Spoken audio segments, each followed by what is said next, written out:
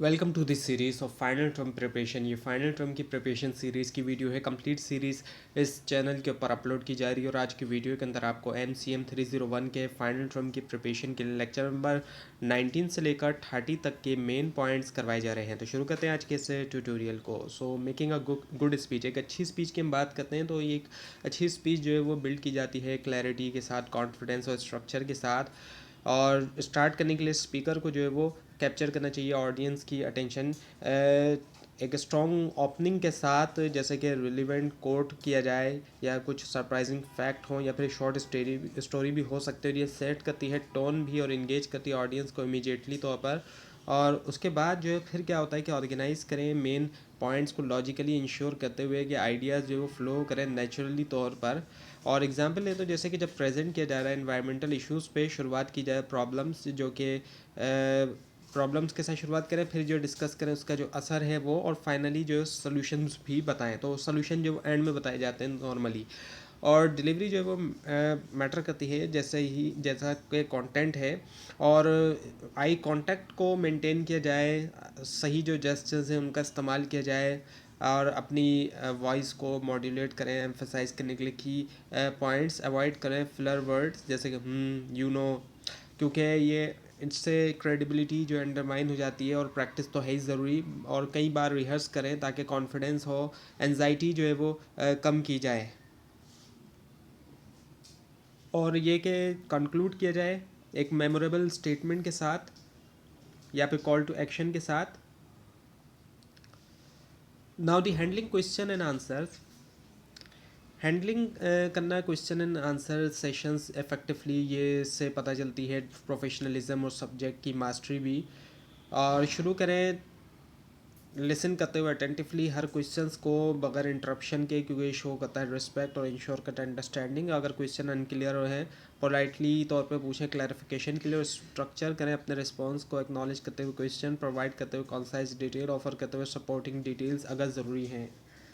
और अगर पूछा गया प्रोजेक्ट डिले के बारे में, स्टार्ट करें कंफर्म करते हुए कंसर्न, और फिर एक्सप्लेन करें रीज़न, आउटलाइन करें करेक्टिव मेजर्स, मेंटेन करें काम और पॉजिटिव टोन इवन के जब फेस करें चैलेंजिंग या क्रिटिकल क्वेश्चंस को भी तब भी। और अवॉइड करें डिफेंसिव लैंग्वेज, और इसके मुकाबले में फोकस करें सॉल्यूशंस और फैक्ट्स के ऊपर। और टाइम मैनेजमेंट क्रूशल है, आंसर्स को ब्रीफ रखें ताकि ज़्यादा क्वेश्चन हो सके, यानी कि लंबा ना खींचें आंसर्स को ताकि ज़्यादा क्वेश्चंस अलाउ किए जाएँ। और अगर आंसर के बारे में नहीं जानते तो ऐसा पॉसिबल हो सकता है, तो ऑनेस्टी के साथ एडमिट करें और प्रॉमिस करें उसको बाद में फॉलो अप करने के लिए, जो कि ट्रस्ट जो है वो बिल्ड करता है। So now the responding questions and answer. Responding करें इफेक्टिवली जो क्वेश्चंस हैं जो अगर रिक्वायर करते हैं क्लैरिटी, कॉन्फिडेंस और एम्पैथी। स्टार्ट करें रीस्टेट करते हुए क्वेश्चंस को ब्रीफली तौर पे, और कंफर्म करें अंडरस्टैंडिंग। और टाइम दे खुद को, सोचने के लिए भी टाइम दे खुद को। प्रोवाइड करें डायरेक्ट आंसर को पहले, और बाद में एक या दो जो सपोर्टिंग पॉइंट्स से एग्जाम्पल दें। अब जैसे कि अगर पूछा गया है इम्प्रूविंग टीम प्रोडक्टिविटी, इसके बारे में यानी कि टीम प्रोडक्टिविटी को इम्प्रूव करने के बारे में, रिस्पॉन्ड को जिस तरीके से हो सकता है कि हम जो है वो we can enhance productivity by implementing time tracking tools. हम प्रोडक्टिविटी बेहतर कर सकते हैं टाइम ट्रैकिंग टूल्स की इम्प्लीमेंटेशन के ज़रिए, और इनक्रेज करते हुए जो रेगुलर फीडबैक सेशन है इस तरीके से। यूज़ करें सिंपल लैंग्वेज और जार्गन्स को अवॉइड करें, ऐसी जो टेक्निकल किस्म की वर्ड्स हैं जो ऑडियंस नहीं जानती। मेंटेन करें positive body language, smile, node और आई कांटेक्ट से एंगेजमेंट शो करें ऑडियंस के साथ। अगर क्वेश्चन कॉम्प्लेक्स है तो अपने जो रिस्पॉन्स है उसको छोटे हिस्सों में तोड़ें क्लैरिटी के लिए। और जब डील कर रहे हो सेंसिटिव क्वेश्चंस के साथ तो डिप्लोमेटिक रहें और इमोशनल किस्म के रिएक्शंस को अवॉइड करें। Now the significance of the setting. अब जो सेटिंग होती है वो प्ले करती है क्रिटिकल रोल जो है कम्युनिकेशन में, इफेक्टिव कम्युनिकेशन में।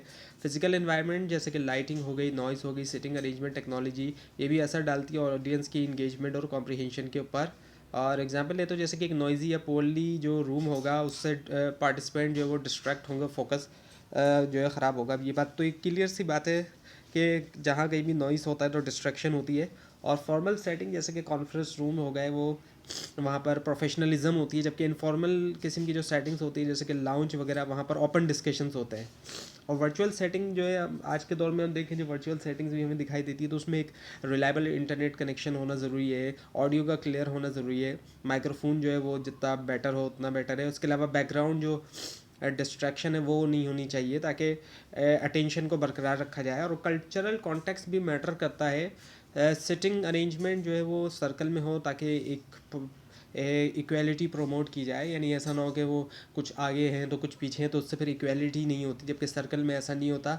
और फिर कोलेब्रेशन भी होगी, जबकि हायरार्कल सेटअप्स जो है वहाँ पर अथॉरिटी वाला मामला होता है, वो फिर वहाँ होता है जहाँ पर ऑफिस के अंदर हम देखते हैं कि फिर वहाँ फिर उसके हिसाब से हो सकता है, जहाँ पर ऑफिस में हायरार्की है तो उस हिसाब से तो पॉसिबल है, लेकिन अगर जनरल ऑडियंस है तो फिर ये चीज़ें जो है वो उससे जो है वो डिस्क्रिमिनेशन देखने में आता है।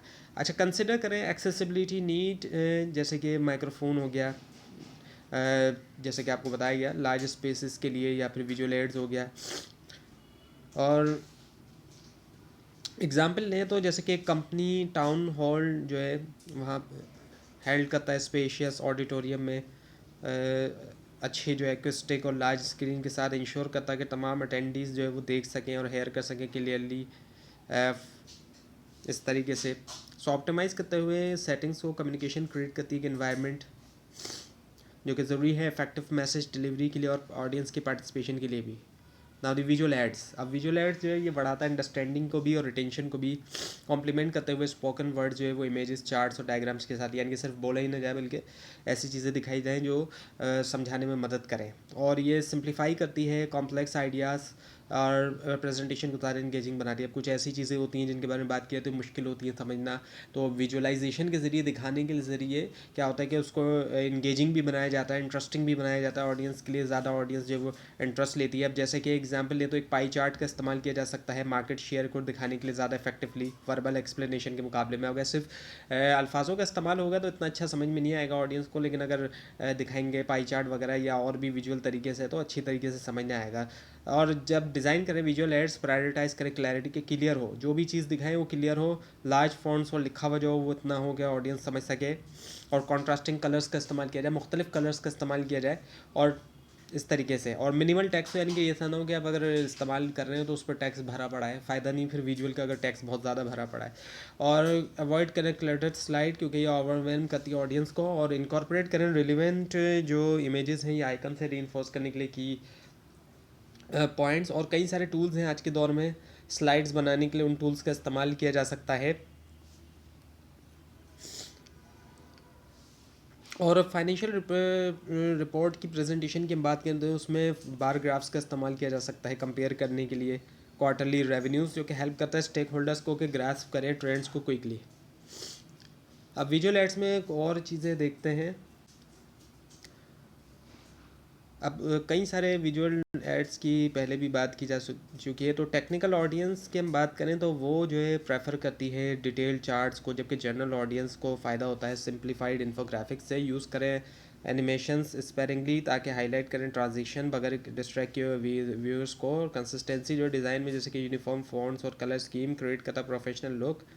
इंक्लूड करें कैप्शन जो है इमेजेस और लेबल्स के लिए, ग्राफ्स के लिए, ताकि इंश्योर करें क्लैरिटी को। और इंटरेक्टिव विजुअल जैसे कि क्लिकेबल चार्ट जो है डिजिटल प्रेजेंटेशन में इंगेजमेंट बढ़ाते हैं। हमेशा जो है टेस्ट करें विजुअल्स को एक्चुअल डिस्प्ले इक्विपमेंट पे, ताकि अवॉइड करें रेजोल्यूशन इश्यूज़। और ये कि विजुअल जो है रीइंफोर्स करना चाहिए आपके नैरेटिव्स को, ताकि डोमिनेट करे।